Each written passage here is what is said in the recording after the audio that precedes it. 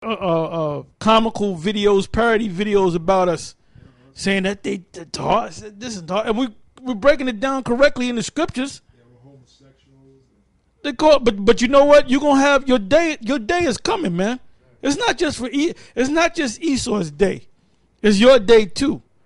You two-thirds. You're gonna get the same punishment that Esau's gonna get. That same reward. Go ahead. You're gonna be like black Edomites. Go ahead. If I say, it says, if I say I will speak thus, behold, I should offend against the generation of thy children.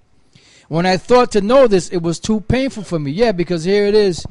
You know, we're out there telling you that, you know, we're the Israelites, that we got the kingdom that's coming. But then these people out here, they get offended because they say, well, what about the white men? What about the other nations? Well, mainly the so-called white men. They don't really talk about the other nations too much. They always want to be worried about what about Esau, you know?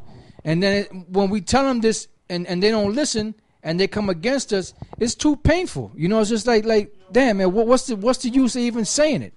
That's why Jeremiah even said that look, I'm not going to speak your words no more. You know, you lied to me, you know, and he went away and he said he wasn't going to speak the word of the Most High. But it said that word was burning inside of him, you know. So even though he didn't want to speak the word, he had to because he's a prophet of the Lord and the Most High is going to make you speak. Jonah. Right. Look at Jonah. Paul said this. He said that a dispensation of the gospel is committed unto me. Woe is unto me if I preach not the gospel. You know, so regardless, if you're a man of the Lord, if you're a prophet of the Lord, it don't matter your feelings or how you feel or what situation or condition you may find yourself in. The Most High is going to put the Spirit on you to go out there and teach His word anyway, regardless. You know, just like it did with Jeremiah. You know, so King David is basically saying, look, this is too painful for me. You know, it's almost like you just be like, man, I don't even talk to these people no more. You know? It says, when I thought to notice, it was too painful for me until I went into the sanctuary of the Most High, then understood I their end. So that's the end of Esau and the end of 2/3. It says, and then you know, then you see that, you know, Esau prospering and, you know, and living it up. You know, like we're working on this one job, we're building an addition to this house, and you know, I heard the Edomite talking to, you know, the contractor that we work for, and he's over here because they're building a playroom for their daughter, and they extending their bedroom, you know, a master bedroom. They're extending it out, you know, and they said they're extending it for the missiles. Yeah, that's right. And then he said, yeah, my daughter, she looked out the door of the patio, and she said, oh, Daddy, that's my playroom there. You know, and I started thinking about it. I said, man, we don't even have a fucking pot to piss in this society, you know, and our children, you know, they, yeah, she got a playroom, she got a bedroom. They just had another devil, you know, a baby devil, you know, and here it is, you know, they're just living that American dream. But you know what? This whole thing is going to be destroyed. And that's another reason why King David said that it was too painful for me. You know, because here it is, we're the men of the Lord, we're out there teaching the word, but it's like we be catching nothing but hell. You know, but that's all right, though, because on the other side of it, you know, there is a reward coming. There is a reward coming, man. That's what Yahweh said. He said that and anyone that has given up wives and houses and whatever you give up in this society shall receive 100-fold in the kingdom of heaven. And that reward, you're not going to be able to even receive it. It's going to be so much. You know? So it's coming, brothers. It says, until I went into the sanctuary of the Most High, then understood I their end. Now we understand their end. Now we know that when this time comes, they got the martial law there. So what? After you kill somebody, what else can you do to them? You know, that's it. It's finished. You know, and we know that there's no such thing as death, so you're going to be translated from this raggedy-ass body that we're in anyway back into the spirit world and to your real body that's up in the heavens. It says, but overall, you devils, you're finished because your torture, you're not going to be able to escape your torture. It says, surely thou didst set them in slippery places. Thou castest them down into destruction. Because here it is, they're on top, But everybody, once you in this society, once you're on top, everybody's scheming on you, trying to pull you down. Why do you think all them kingdoms fought against each other? Because their main goal was what? To be, as they call it, king of the mountain. You know? And then once you're on top, every nation out there is plotting and planning against you on how to bring you down. It says, right, that's why, like Elder Tar said, why do the heathen rage?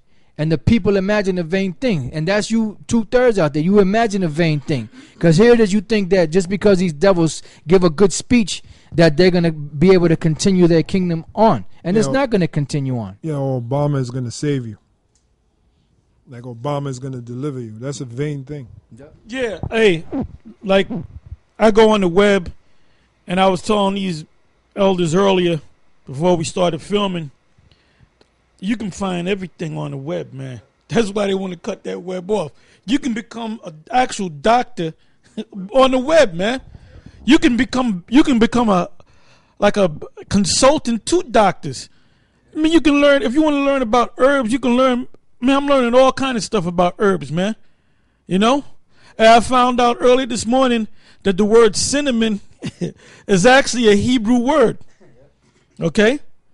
It's Quana, I forget, I think it's Quana Wamun, something like that. You know, we can easily look it up. It's no big deal. But the word cinnamon is actually a Hebrew word. And I was looking up the different herbs and, you know, the different things to heal yourself in the scriptures, man. You know, those herbs, they're better than what this damn doctor can give you. You know? So, I mean, you can learn a lot. But Jake, and then I started thinking about Jake. I said, man, Jake don't know this shit. Jake is just dumb, man. They're just stupid. But I see you run into Jake, they do the same thing day after day, man. You might see a nigga with a brand new car. What is he doing? Every other day, he's waxing that shit. He got the hat tipped to the side, you know, pants sagging, and that's his whole world is in that damn car, man. That's in the ghetto. He might have he ain't got a Maybach. He can't afford a Maybach, but he might have a he might have a 96 Benz, you know, that he, you know, got polished up and shit, and he acts like it's a brand new car. You know? Then you got Negroes in the same place where my demons at. This Jake is in the same fucking park, the same fucking corner, talking the same shit. And they're looking at me like, this guy don't act like he better than us. You damn right I'm better than you. You said you talk the same fucking shit. I see two black women talking, and in my mind I said, I know they're not talking about a cure for AIDS. I know they're not talking about herbs. I know they're not talking about the Illuminati. I know they're not talking about HR 6566. I know they're not talking about the NDAA. I know they're not talking about the fact that the DHS obtained 1.6 billion hollow point bullets. They're not talking about GMOs, man. They ain't saying shit. Go ahead. And you know what? Like during slavery, right? During slavery, it's understandable because they were whipping shit in slavery. Yeah. That same old, like in the movie Roots, like Kunta Kinte, he couldn't fit in because them niggas were slaveized.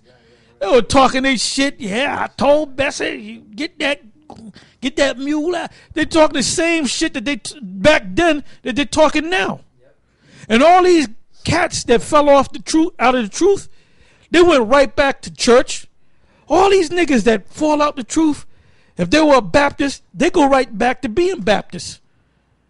Then they ask the congregation to forgive them. Forgive me, I was in this cult, you know? And like these clowns that are slowly falling off of from Comfy, right? They at one point they were in college, right?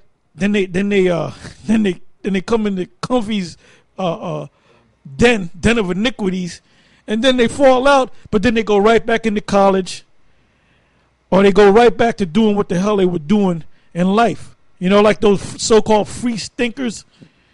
You know, there were niggas in the world, then they came into the so-called truth, which wasn't even in the truth. All right, they were in some cheap replica of the truth, because that damn sure ain't the truth what Comfy's teaching you. Then they go back out and they talk about how it's so good to be free. Nigga, you shouldn't have came in the first place. Since you think everything was free, you had a problem when you came in.